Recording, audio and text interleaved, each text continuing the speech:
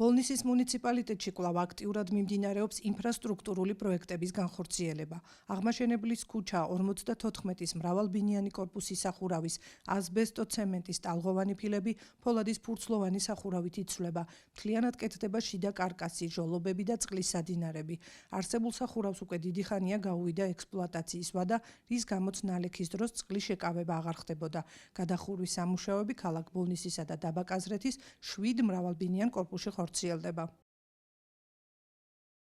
აღმაშენებლის 54 ნომერში მიმდინარეობს საცხოვრებელი კორპუსის სახურავის შეცვლის სამუშაოები. ეს სამუშაოები გამოწვეული იყო სტიქის გამოყენებული ზარალით, ეს დროთა განმავლობაში ხდებოდა ასბესტოცემენტის ტალღოვანი ფილებით იყო დაფარული.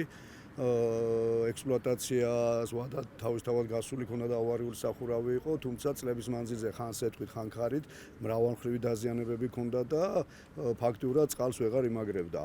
ბოლო სტიქის შედეგად დიდი დაზიანებები მიიღო არა მარტო ამ კორპუსმა, ქალაქ ბოლნისში 4 საცხოვრებელი სახლის კორპუსი და 3 საცხოვრებელი კორპუსი დაბა-კაზრეთში, 7 კორპუსის სარეაბილიტაციო სამუშაოებისთვის თანხის მოთხოვნა ფონდიდან მოხდა.